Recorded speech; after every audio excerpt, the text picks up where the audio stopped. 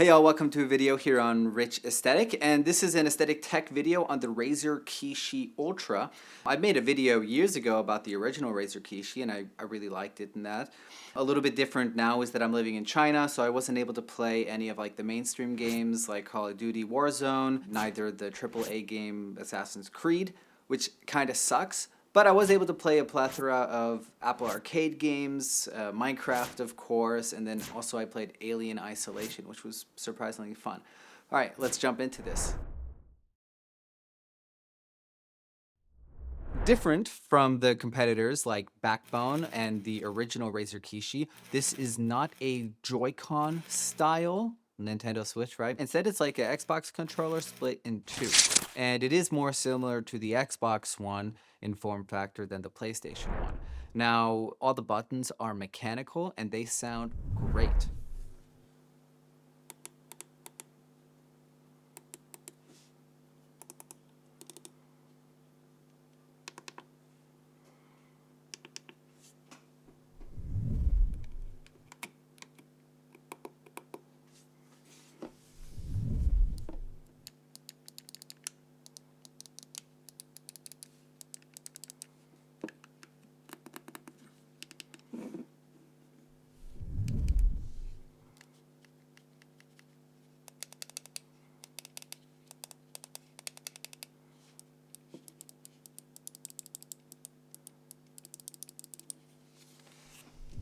So super clicky.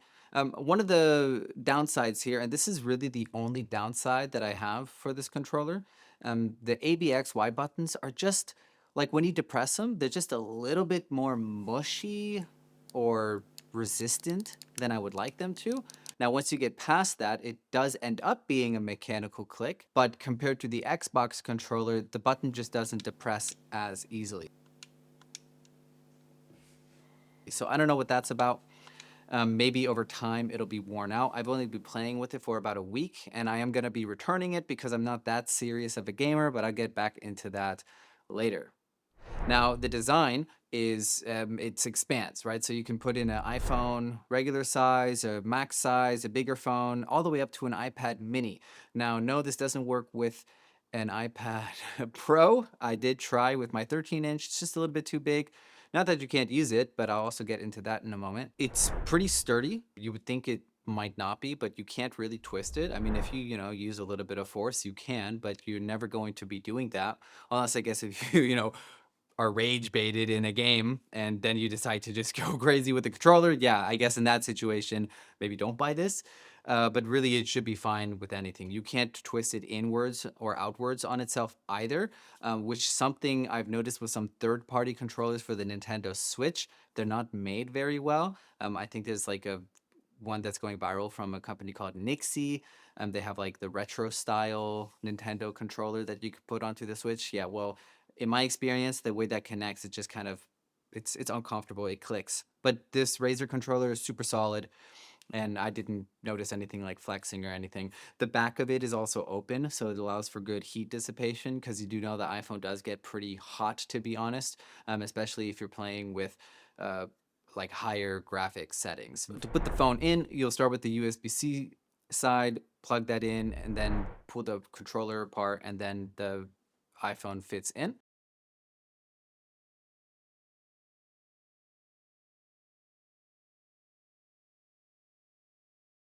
Now, to take it out, you do it the opposite way, where you actually have to hold on to the side where the USB-C plug is, and then pull the phone away from that, obviously. If you try to put it like the phone, pull the phone apart the way you put it in, once the controller slides back into itself, you won't be able to take out the phone because it's still plugged into that port, and you don't want to risk breaking that, right? So just do be mindful of that. Now, form factor wise, it's not as portable as the Backbone or original Razer Kishis. However, it is incredibly comfortable. If you're more of a serious gamer or you want to do long gaming sessions, yeah, this is the one for you. But if you're looking at this still to be portable, then you might want to go with something with more of a sleek profile. Now, although it would be difficult to travel with the controller, I did find a case on Amazon.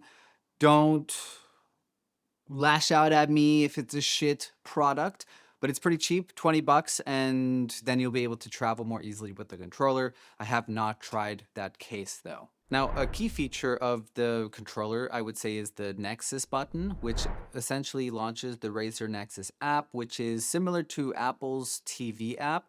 It's like a home where all the games would be for you to easily launch them. And it's great because it is landscape. So it's better than going into the app library because, of course, the iPhone hasn't had a landscape layout on the home screen in years. Now, the thing is, they want it to be easy to add games to Nexus, their app. So they say while you're playing a game that you can press the Nexus button, which would then apparently somehow grab the game and then add it to the Nexus app while also launching the Nexus app.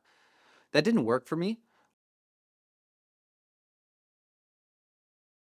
Luckily, there is a workaround. So if you long press on any game and then you hit on add to Nexus, it'll show up there pretty much immediately in my experience. I don't know if that's like an Android only thing, but it does seem like it's supposed to work on iOS because there is the official alert that says to add a game, press the Nexus button while you're in the game. So I don't know what that's about. And then you can also customize the lights on here. So there's 3 settings. You can have it be a solid color, and then you can use the native color picker, which is awesome. They did that rather than some Android-esque color picker.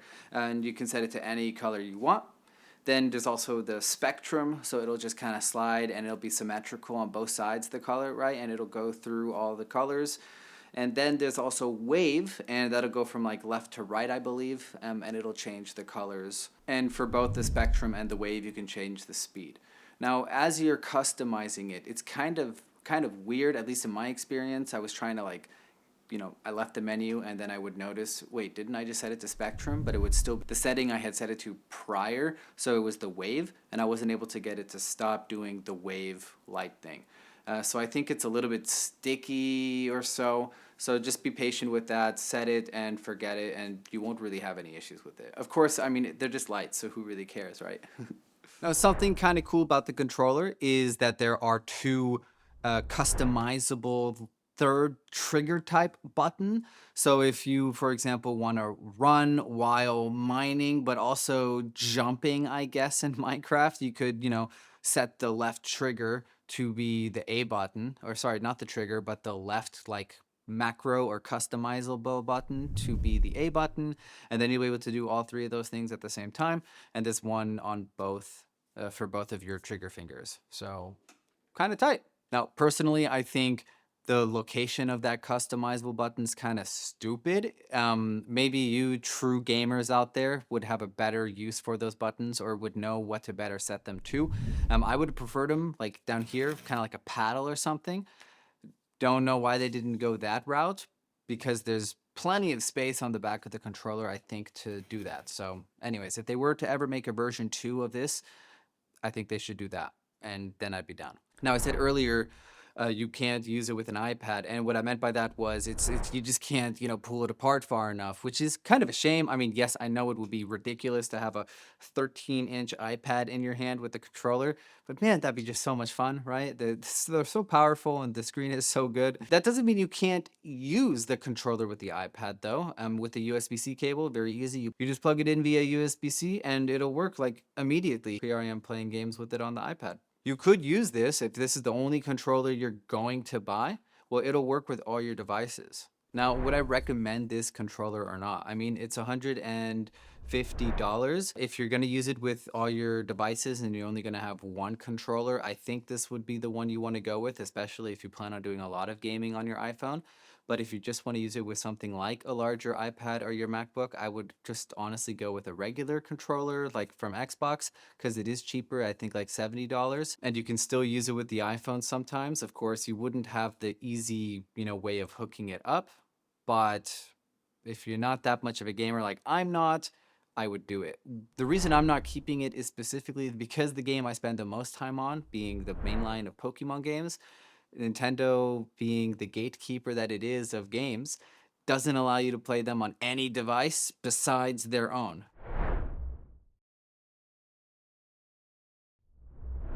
I tried out Beyond a Steel Sky, which is an Apple Arcade game, and that's also I'm at the beginning of this, but the story of the game is really cool, and I like the artwork, how everything is, cartoony, and then like with the hard black outlines on everything, it just looks like you're playing in a cartoon. The hand scanner recently. Must be running on new firmware, much newer than the crappy U-chips from that old terminal. What happened to the old hand scanner? No idea. Why would you even ask that? I didn't take it. Shut up. Either way, the ID you gave me doesn't work. Hey, listen, guy. The ID is...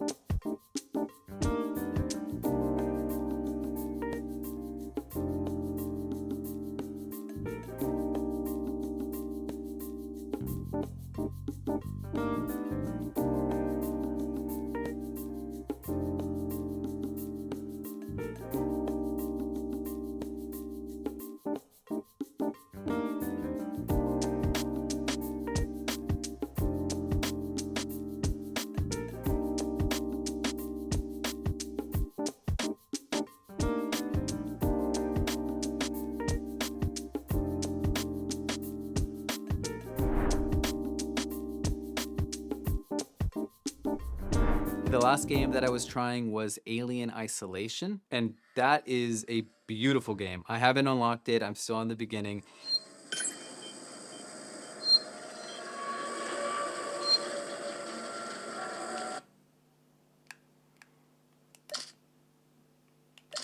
But just walking around the ship, one, super responsive, feels very fluid and great on the iPhone, and the graphics look really cool. I put it up as high as you can, and I didn't have any issues while I was playing.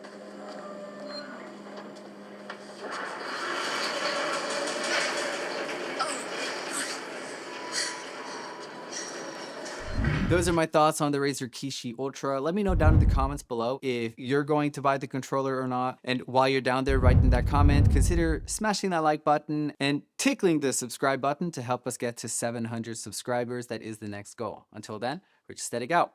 Peace.